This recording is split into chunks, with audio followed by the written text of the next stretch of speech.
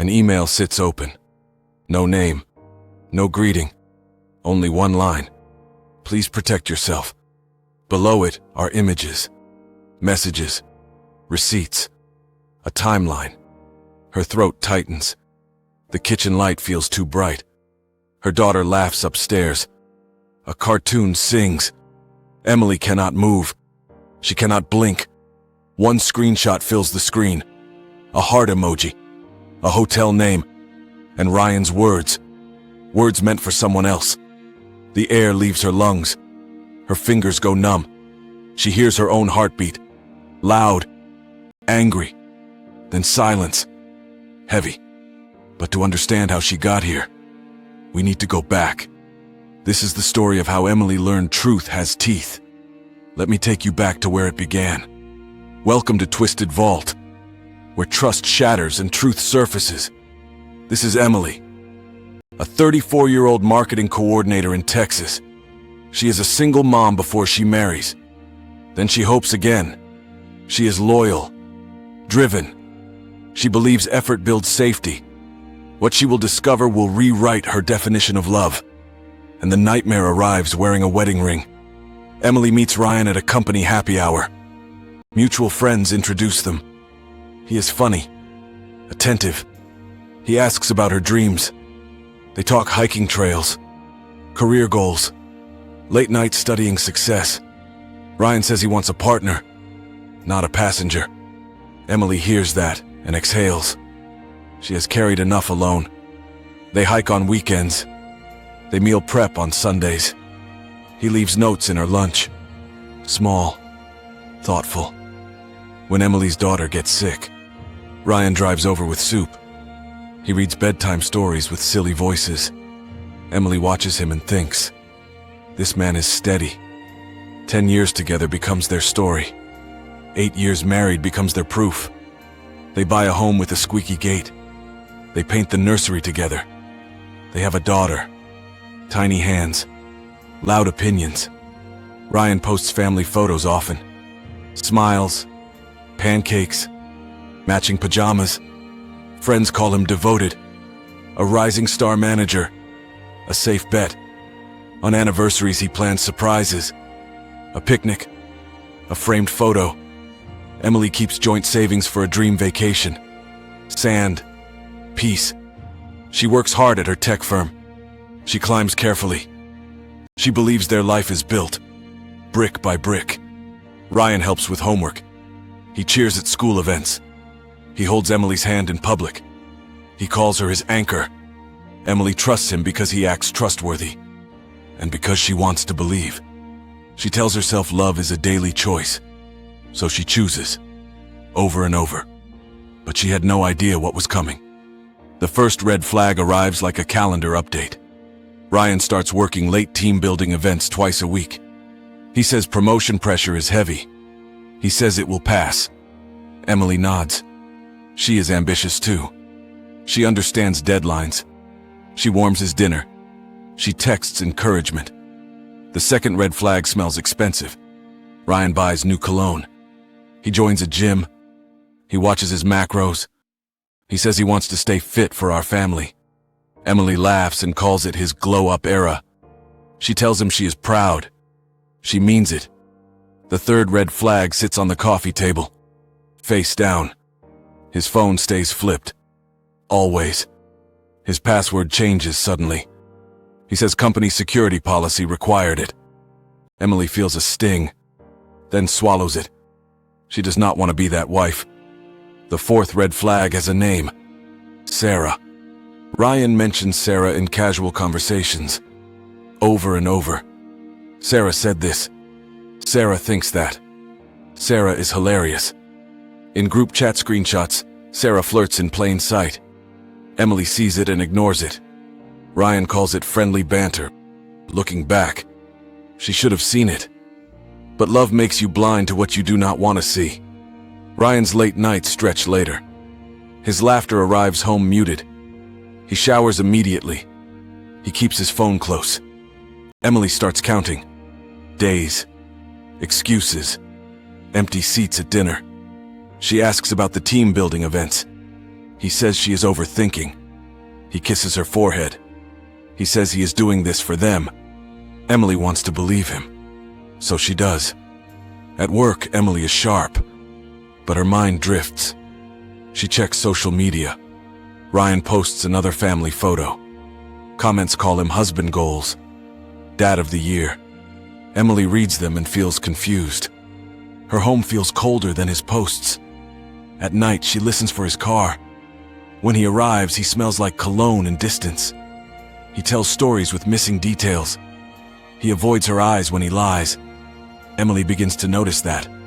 Drop a comment if you have ever ignored red flags like this. And then she saw it. It is a Tuesday. Bedtime routine is in progress. Her daughter wants one more story, then one more hug. Emily tucks her in. She turns off the lamp. She walks downstairs. The house is quiet. Ryan is not home yet. Another late night. Emily sits at the kitchen table. She opens her laptop. An email notification pops up. Unknown sender. Subject line reads, "You deserve the truth." Her stomach drops. She clicks. She freezes. Her heart stops. The first screenshot loads.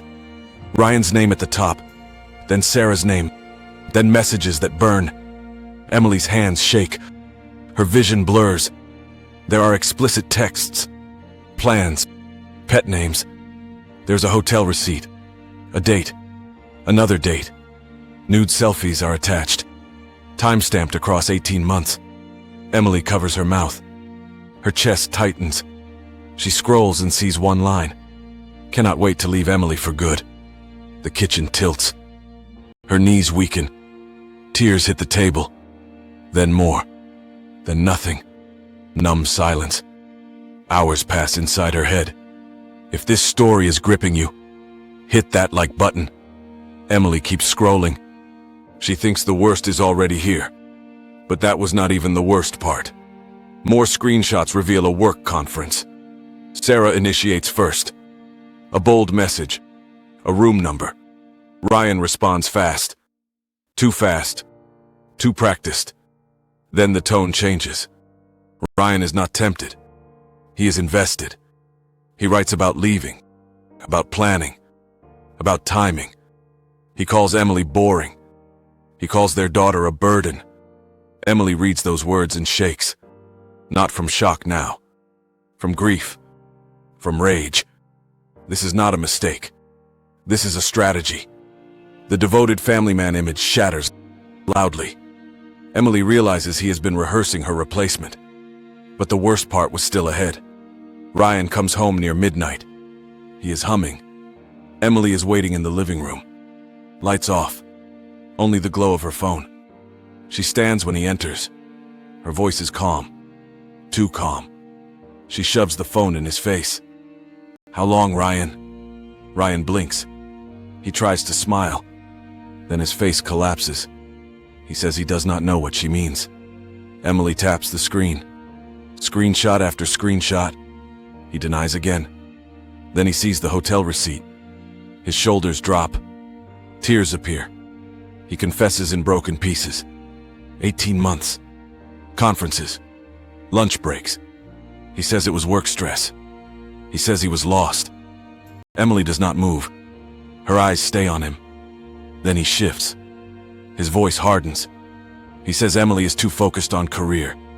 He says she stopped paying attention to him. Emily feels the last thread snap. She tells him to pack a bag. Tonight.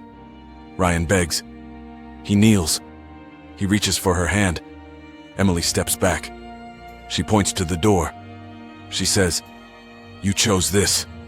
Now live in it." What happened next changed everything. Ryan leaves that night. His car pulls away slowly. Emily locks the door and slides down the wall. She cries without sound so her daughter will not wake. In the morning, she files for divorce. She requests emergency custody. She brings the emails as evidence. A judge grants temporary orders quickly. Ryan texts apologies, then anger, then silence. Emily blocks him, then breathes for the first time in months. At Ryan's company, the anonymous email spreads quietly. Human Resources opens an investigation. The firm has a strict policy. No affairs between manager and staff.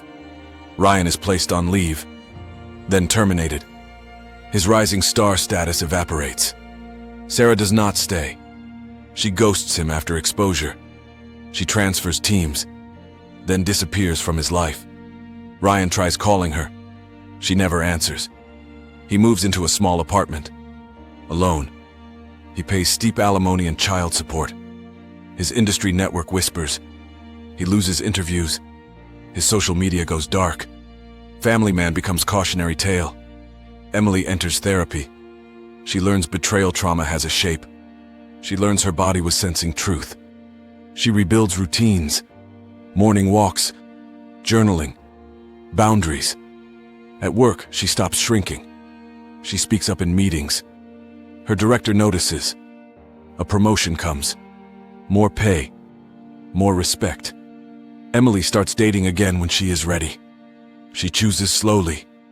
She chooses kindness. 18 months later, Emily lives in a new apartment. Her daughter has her own room. Bright, safe. Co-parenting is structured, clear, court-ordered. Ryan shows up on schedule. Quieter now. Emily's new partner treats her like gold. He shows consistency, not performance. Emily smiles in photos again. Not for likes, for herself. Studies estimate about 25% of married men cheat. About 15% of married women cheat too. About half of relationships end after infidelity discovery. Many are exposed through texts or coworker tips. Affairs often fizzle after exposure. Divorce often follows with reputation damage. Emily lost her marriage and her best friend in one night. But she gained something more valuable. She gained herself back. She learned love is not proven by posts. It is proven by choices. And she learned betrayal is not her shame. It is his. Sometimes the people we trust most become the ones who hurt us deepest. Share this video with someone who needs to hear that betrayal does not define them. If you have a story of betrayal and karma, share it in the comments below. Hit like if this story moved you. Subscribe to Twisted Vault for more stories where the truth always surfaces. Next week we uncover another betrayal that will leave you speechless.